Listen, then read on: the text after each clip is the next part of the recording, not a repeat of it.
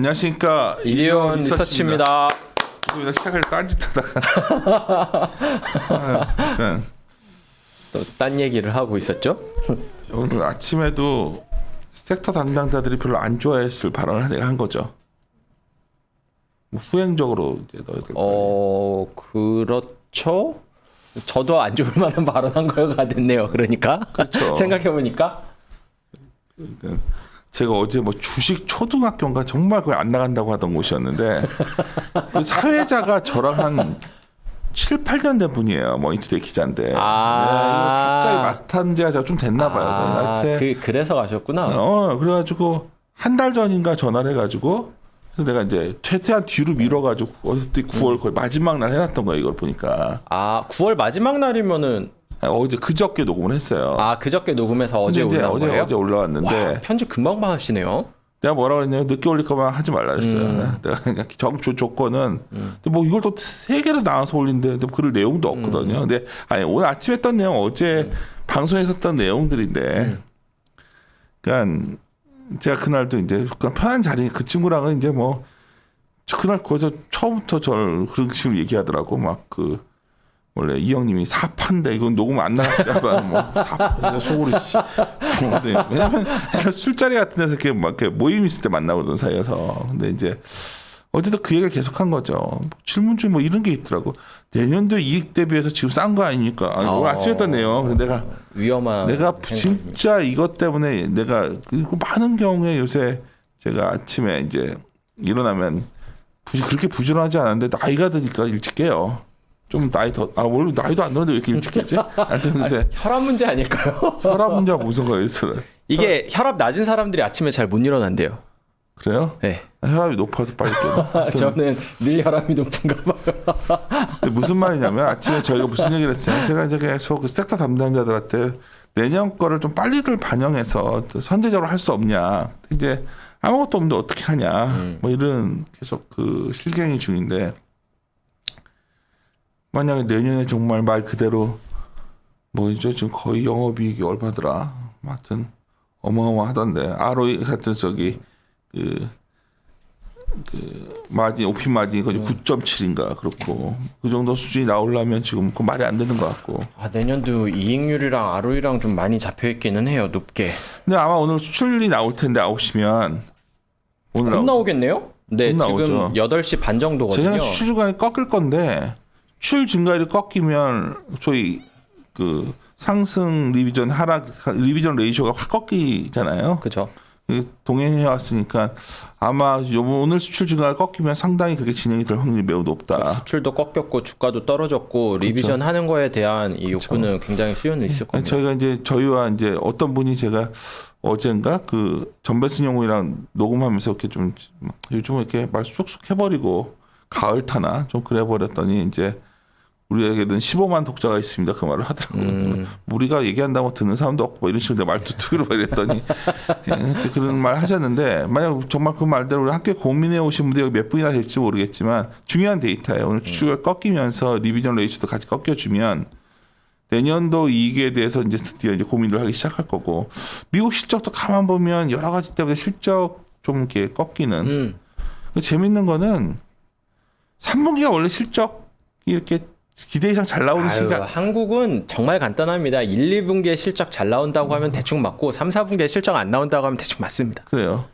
작년이 특이해가지고 그렇죠. 작년에는 3분기에 그래서 잘 안 나올 것 같은데요라고 해가지고 제가 틀렸는데 어쨌든 보통 하반기에는 좀 예상보다 안 나오고 상반기에는 잘 너무 나오고. 마바라틱한 얘기를 이렇게 비밀을 공개하면 어떡해요. 그거 저 늘 말씀드리잖아요. 계절적인 요인 때문에 4분기 그렇죠. 실적은 하향 안 나오고 그렇기 때문에 하향 조정돼 가지고 1, 2분기는 잘 재밌는 나오고. 얘기 해줄까요? 오늘 아까 리비전 레이시 보니까 안 고치고 있어 지금 다들. 참 애널리스트 분들이 좀 일을 안 하고 좀 쉬시는 건지 다음 주랑 다다음 주에 월요일 연휴 2번 있잖아요. 그것 때문에 다들 일 안 하시는 건지 리비전이 잘 안 돼요. 저는 사실 이번 주에 리비전 많이 될 줄 알았거든요. 그래서 제가 잔소리 한 거예요. 어제 성인사한테도 내가 좀 이런 것까지 말씀하셔도 되나? 왜 리비전들을 안 하냐. 야 코스트가 이렇게 올라왔는데 왜 안 하냐. 막 하니까 이제 표정들을 슬쩍 뒤를 봤더니 전부 다 표정 이러고 있더라고. 그래서 이제 하여튼 거기다 당신이 또 아침에 뭐 NLC가 정말 후행적이고요. 막 한참 그 얘기하고 있길래 엄청 싫어하겠더라 생각했다. 내가 사실. 하여튼 근데 아 그런 분위기였구나. 그렇지. 당신 눈치 없이 막 거기다 또 이렇게 하지. 신중호는 또 막 거기다가 추천을 나오는데 말이지. 아 이거 좀 어째 좀 상했는데 그 웃지도 마요. 지금 내가 웃는 거 싫다는 사람들 많아. 당신 장 빠졌는데.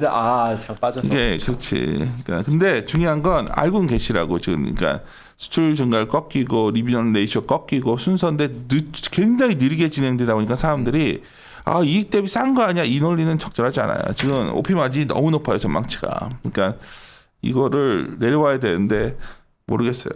근데 중요한 거는 이제 우리 3페이지로 일정 가서 이제 좀 들어볼게요. 네. 사실 삼성전자가 다음 주에 이제 시작하는 거죠. 그렇죠. 금요일 날 실적이 나옵니다. 아침에 당연히 나올 거고요. 뭐 삼성전자 실적 얘기 먼저 하실 거면 뒤쪽에 있는 거 6페이지부터 보면서 말씀을 드릴까요? 마이크론 실적 나온 거랑 요 그림이죠, 요 그림. 네네 말씀을 드려야 될 것 같은데 일단 삼성전자 같은 경우에는 저 밑에 있는 파란색 막대 그래프 보시면 될 것 같은데요. 지금 영업이익 3, 4분기 추정치가 15.8조 정도입니다. 16조 원 좀 안 되죠. 근데 이거는 전체 컨센서스고요.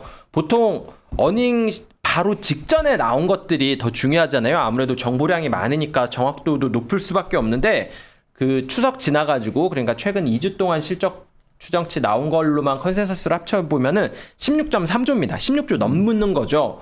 그만큼 지금 컨센서스보다는 최근에 나온 데이터들이 좀 더 높다라는 거는 뭐 실제 실적 같은 경우에는 컨센서스보다는 좀 더 높게 나올 가능성도 있다라고 말씀을 드릴 수 있을 것 같고요. 본부장님 몇 번 말씀하셨지만 지금 뭐 17조 이상의 추정치를 얘기하고 있는 하우스들도 많이 있습니다. 그만큼 이번 분기에 대해서는 적어도 큰 걱정을 안 하는 것 같아요. 위에 있는 차트 보시는 것처럼 마이크론 역시도 실적 자체는 예상보다 잘 나왔습니다.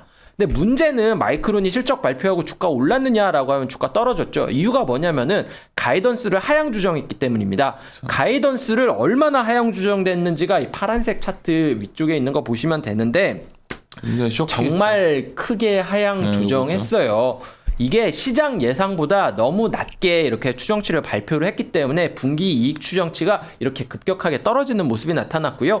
이익 추정치가 떨어지니까 당연히 주가도 같이 반응해서 하락하는 모습이 나타났다라는 거죠. 한국이 이거랑 크게 다를 거냐라는 거에서 의심을 해봐야 된다는 겁니다. 이번 실적 같은 경우에는 추정치 올라가고 있고 잘 나올 가능성이 있는데 과연 이 추정치가 이 실적 따라서 그렇게 올릴 수 있는 추정치가 나올 거느냐라고 하면은 이거에 대해서는 좀 고민을 해봐야 된다라는 거죠.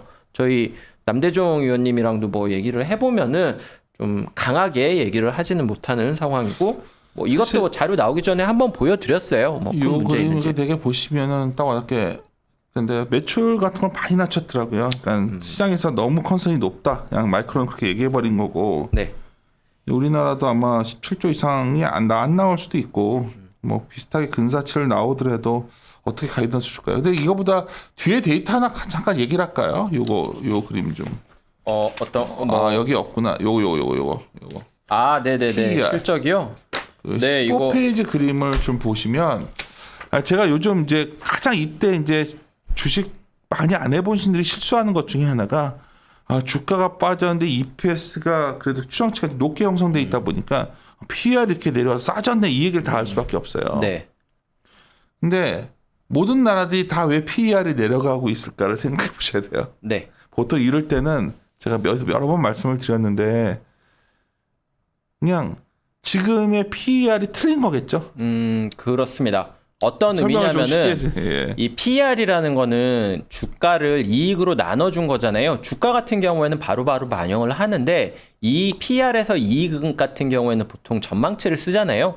이익 전망치 같은 경우에는 생각보다 좀 후행해서 하향 조정되는 경향이 있습니다. 이건 한국만 나타나는 현상이 아니고요. 전 세계적으로 맞아요. 이게 이 주가가 바뀌고 이익이 좀 후행해서 하향 조정되는 경향이 있는데 지금 같은 경우에는 전 세계 주가는 이미 어느 정도 좀 하락을 한 상황이잖아요. 한국도 마찬가지겠지만 이런 상황에서 이익 추정치 같은 경우에는 아직 하향 조정이 안 됐고 오히려 좀 더 상향 조정되는 흐름이 나타나고 있다라는 거죠. 그렇죠. 지금 보면은 그러니까 PER 같은 경우에는 P인데 P는 떨어지고 E는 올라가니까 이 PER 같은 경우는 굉장히 낮다라는 인식을 줄 수 있는데 사실 이거는 EPS 같은 경우에는 이익 추정치는 추정치기 때문에 하향 조정될 가능성이 있는 상태에서는 사실 좀 신뢰하기 어렵고 낮은 P라고 말하기는 좀 어렵다라는 거죠. 아까 말씀드렸던 이익 추정치 하향 조정되는 게 주가에 후행한다라는 거는 전 세계적으로 나타나는 현상이기 때문에 지금 전 세계 PER이 지금 6개월 최저치 수준까지 내려와 있는 맞아요. 상황입니다.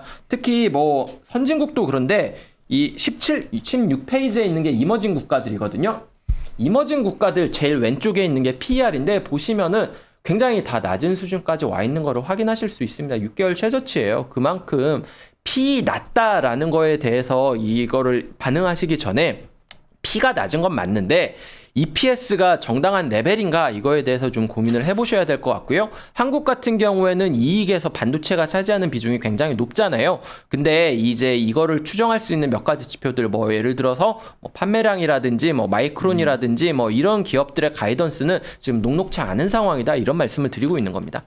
이 정도 말씀하시면 이제 많은 경우에 이익을 많이 할 것 같아서 뭐 밸류에이션 매력이 생겼다. 그럼 여기가 알 수 없어요. 그러니까 이럴 때는 방법이 하나인 게 기대값이 충분히 내려올 때 기다려야 돼요. 반복적으로 요새 모든 곳에서 떠드는데 의미를 잘 이해를 못 하셔서 EPS에 대한 기대 수준이 내려와야 거기서부터 출발할 수가 있는데 올해 굉장히 특징적인 거는 EPS 기대 수준을 낮출 기미가 전혀 안 보여서 어쩌면 점점 더 좀 고민은 커지는 시기 아니냐. 거기다가 또 하나 걱정되는 게 이 금리가 올라가는 수준 상황에서는 P 멀티플을 좀 세게 주기가 좀 힘들거든요. 저가 요새 좀 뮤추얼 펀드들 이런 거 좀 책자 원론적인 것들을 좀 보고 있는데 이 밸류에이션이라는 거는 결국 이 이익에 대해서 얼마의 가치를 주느냐 이거에 대한 싸움인 건데 얼마나 많이 주냐 적게 주냐는 사실 두 가지입니다. 외부적인 요인으로는 좀 금리 할인율이 좀 영향을 미치고요. 내부적인 요인으로는 기업의 성장성이 영향을 미치거든요. 금리가 올라가고 있는 국면이라면은 같은 이익에 대해서도 더 높은 멀티플, 더 높은 가치를 주기가 좀 어렵습니다. 그런 국면이 올 수도 있는 것 같아가지고 여러 가지 측면에서 지금 PE 밸류에이션 같은 경우에는 1년 전, 올해 한 6개월 전과는 좀 다른 기준으로 접근을 하는 게 맞을 것 같습니다. 어제 저기 블룸버그인가 CNBC에 또 아크에 캐시우드가 또 나왔어요. 캐시우드. 네. 또 디프레 얘기하더라고요. 근데 제가 아크가 올해 성과가 안 좋을 거고 더 좋아질 것 같아요. 저는. 왜냐하면 인프라가 난다가 아니라 이런 것들은 결국 정책인데 중국이 인프라 수출을 하는 스타일로 완전히 가버리는 것 같아요. 지금. 그러니까 과거에는 이게 중국이 디프레 수출해주고 뭐 이런 국면이었는데 그래서 아까 금리와 연동돼서 그 부분도 문제고 그래서 미래이익을 많이 땡겨와서 해야 되는 거는 할인율 금리가 변해서 할인율이 변하면 네. 밸류가 많이 변하죠. 아유, 가장 그렇죠. 중요하죠. 금리는 정말 중요합니다.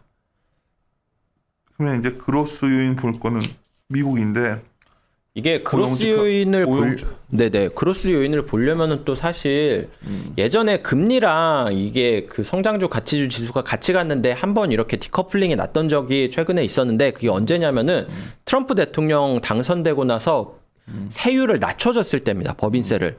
그 얘기는 뭐냐면은 금리가 오른다고 하더라도 이렇게 세율을 낮춰줘 가지고 전체적인 시장의 그로스가 올라가면은 사실 그거는 도움이 되거든요. 근데 지금 정책 방향 자체가 증세를 논의하고 있는 국면이잖아요.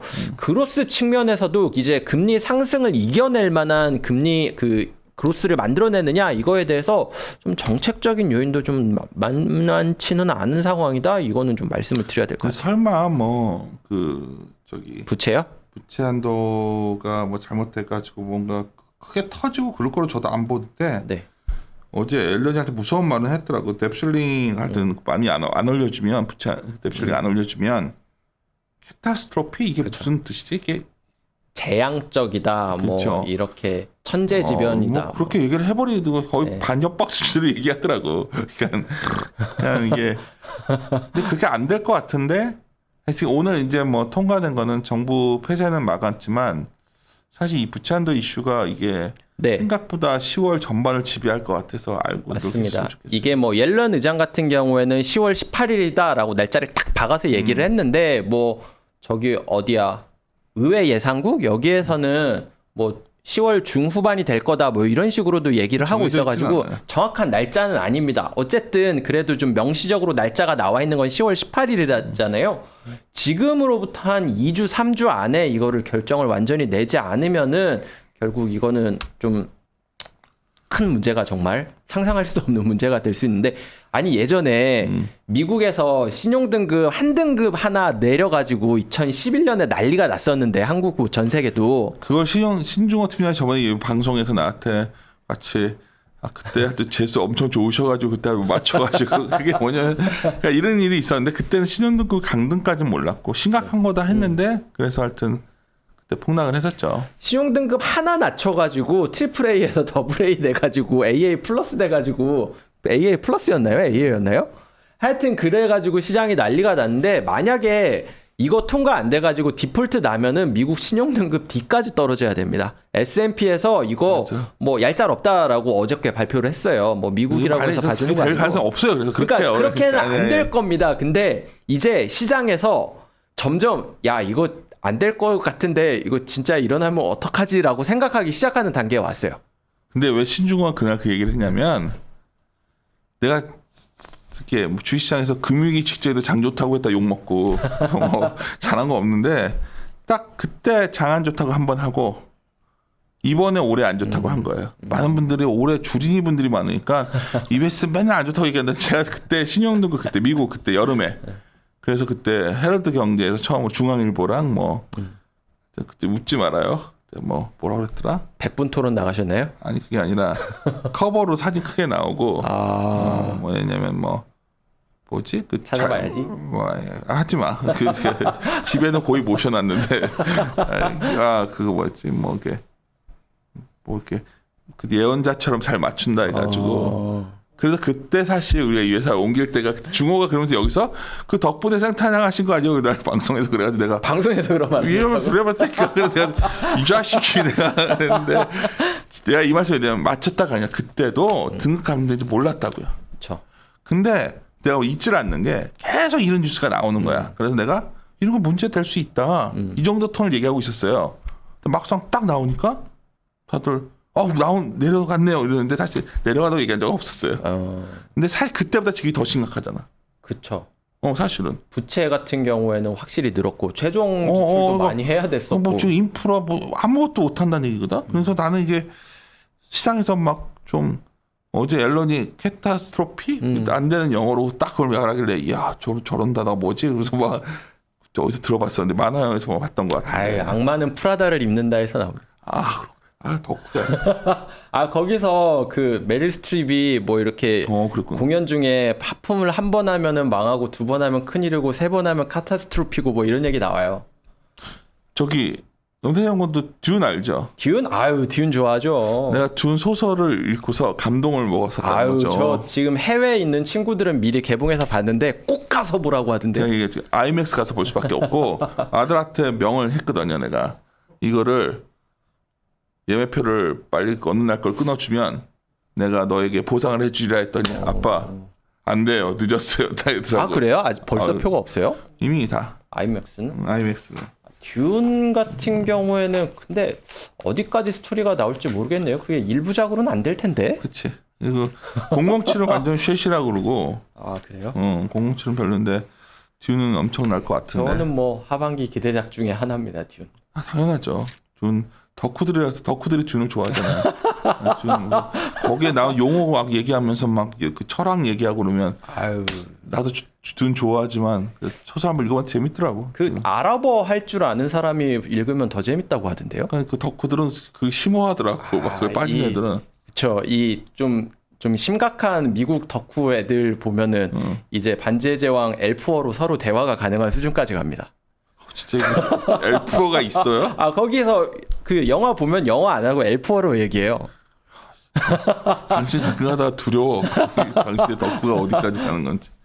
그래요.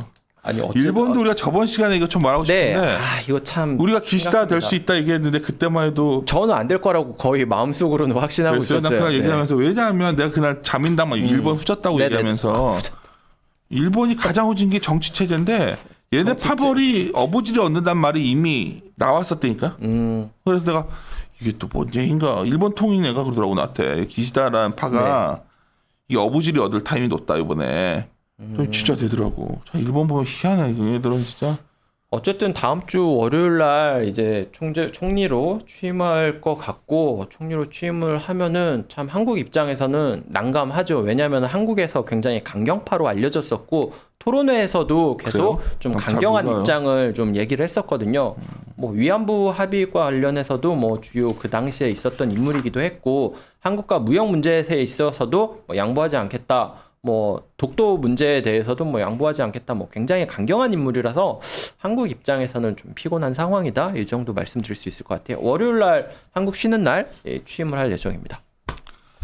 오늘은 차트 오브 더 위크 두 그림이 정말 뭐 최근에 제일 마음에 드는 거 두 개 선정해 오셨어요. 잠깐만요. 하나만 더 말씀드리면은 다음 주에 중국 개소 휴장입니다. 국경전이에요. 맞죠. 네네네. 다 알고 있지 않을까 그거? 아, 네. 혹시 모르실까봐 그 일정 말씀드리면서 여기 써놓지는 않았는데, 뭐 오늘 같은 경우가 중국 이제 휴장 전에 개장하는 마지막 날이라서 조금 이게 불안하긴 하네요. 저는 사실 어제 한국 시장 오를 거라고 생각을 했거든요. 이게 분기 마지막 날은 보통 오르거든요. 그러니까. 네, 그래가지고 미국도 좀 비슷하지 않을 거라고 했는데 의외로 한국은 오르고 미국은 어제 빠져서. 진짜 심적으로 놀란 애들이 있어요. 뭐 그러냐면 종가에 더 밀렸잖아. 예. 그러니까 뭐 나도 이제 그 톡하는 방이 있으니까 아주 쉣 누가 그러더라고. 종가를 딱 보더니 본부장님이 하신 거 같아요. 그냥 쉣 아 씨발 뭐야 이거 기분 나쁜데? 오늘 미국 폭락하는 거 아니야 이러더라고. 방금 욕이 들린 거 같아요. 아니 근데 어제가 그런 날이었잖아요. 그러니까 이걸 또 알고 계시면 좋은데 어제 같은 날은 사실 올라가야 되는 날이니까 그 전날 샀다가 맞습니다. 좀 약간 그런 타이밍이었는데 어제 종가에 밀어버리다. 우리 기준에는 갑자기 전자 같은 걸 밀어버리니까 그 뭐지? 그리고 어제 파생 그 우리 회사에도 파생 크게 하니까 가서 파생 데스크한테 물어봤지. 가서 내가 뭐냐 했더니 하여튼 걔도 굉장히 혼란스러워하는 것 같아요. 좀 굉장히 이제 이게 내가 어떨 거냐 계속 물어봐서 내가 어떻게 하냐 지금 이게 지금 뭐 포지션들이 막 얽혀 있는 느낌이에요 지금 다들. 근데 왜 얽힐 수밖에 없냐의 해답이 사실 오늘 염동찬 연구원이 좋은 그림을 가져왔는데 첫 번째 그림이에요. 이게 도대체 하이힐드 같은 거 보고 있으면 뭐 아무 문제도 없는 거야. 그렇죠. 그러니까 이게 같은 지금 거 보면은 확 튀어버렸고 한 4개월 최고치까지 올라가 버렸습니다. 그러니까 채권 베이스에 있는 친구들은 어떻게 보면 야 이거 뭐 별 문제 있냐. 그렇죠. 이게 주식의 공포 지수라고 할 수 있는 게 빅스라면은 채권 쪽에서는 하이힐드 스프레드거든요.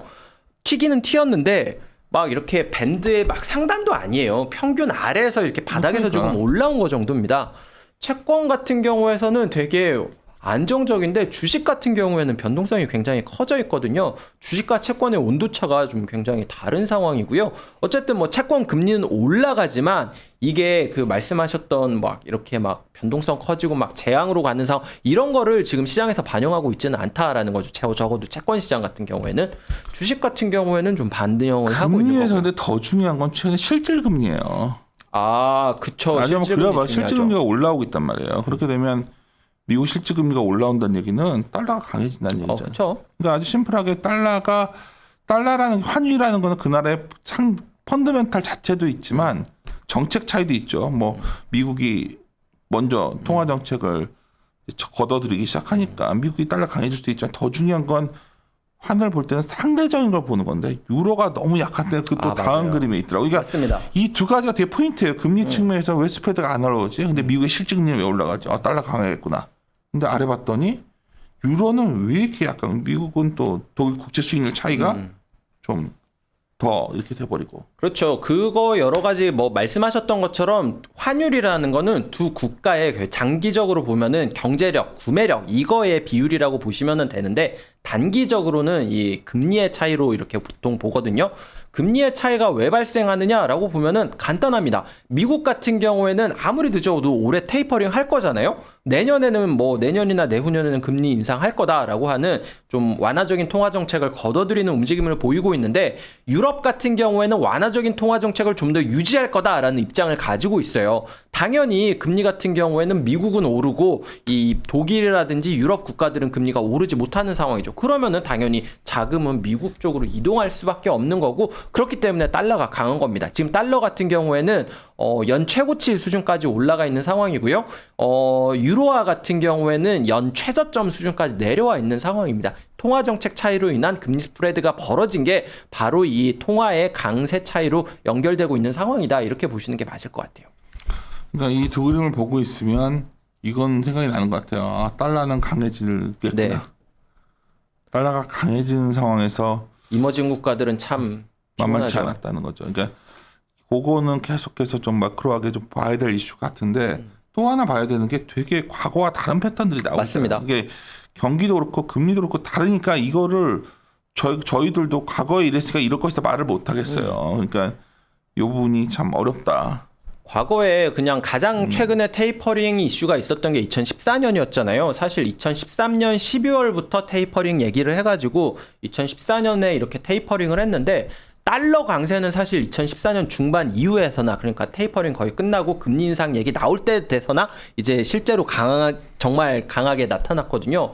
그거 생각하면은 지금 달러가 너무 빠른 거 아니냐 혹은 지금 달러가 더 많이 올라가는 거 아니냐 이런 걱정도 할 수 있게 만드는 거죠. 말씀하셨던 것처럼 과거 사례랑 똑같이 이렇게 적용되는 게 아니라 어떤 때는 좀 빠르게 반영하고 어떤 때는 좀 늦게 반영하고 이런 게 있어가지고 그대로 적용하기가 좀 어려울 것 같아요.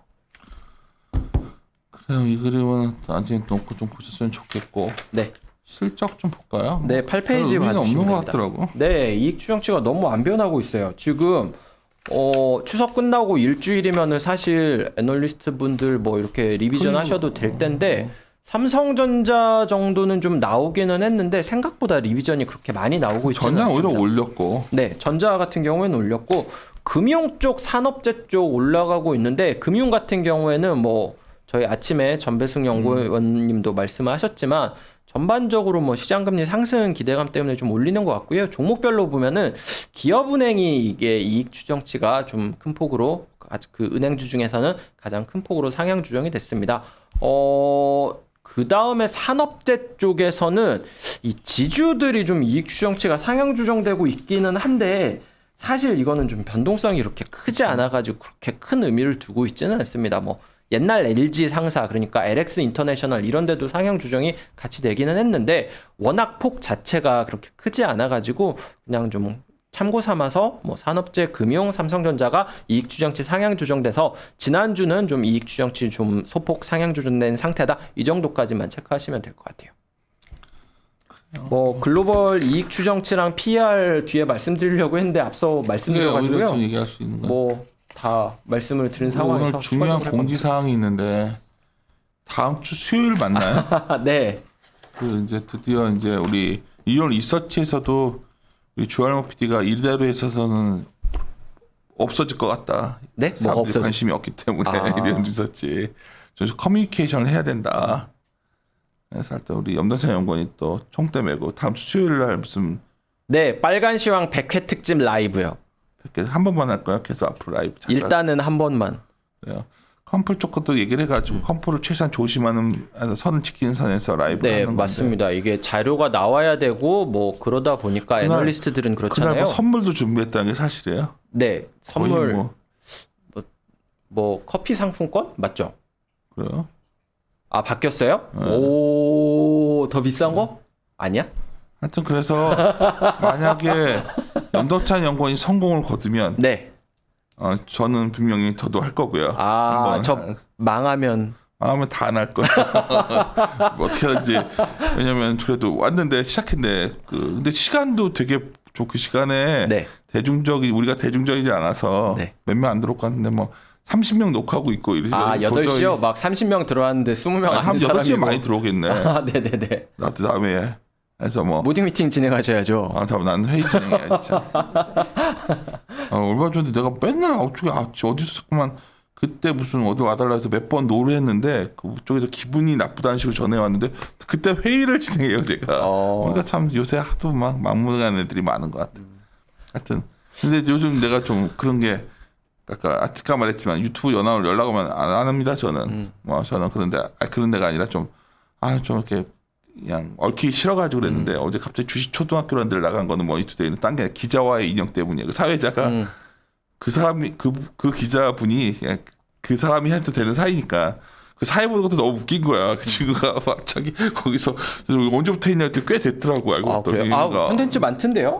그래요? 그 전에 딴 분이 했었는데 그분이 퇴사하는 바람에 어떻게 맡았나 봐요. 그래서 어제 너무 웃겼는데 그때 갔을 때 막 갑자기 말을 이상하게 나한테 하니까 나도 거의 반말투로 막 찍찍했는데 아마 댓글이 걱정이 되지만 최소한 내 속 얘기한 것 같아서 그래서 그날 느꼈던 게 저도 우리 일위 오너분들 이름도 지금 하도 요새 활성화가 안 돼가지고 일위 오너분들이 나랑 커뮤니케이션하면 좋아하겠다 생각이 들어서 연동차 연구원이 성공을 하면 네. 근데 좀 시장이 좀 강했으면 좋겠는데 요새 변동성이 큰 상황에서 종목 얘기 너무 자세히 하면 안 돼. 종목 얘기는 못 하죠 저는. 안 하지? 시장 얘기하고 약간 컴플라이언스랑 얘기하는 거는 예능에 가깝게?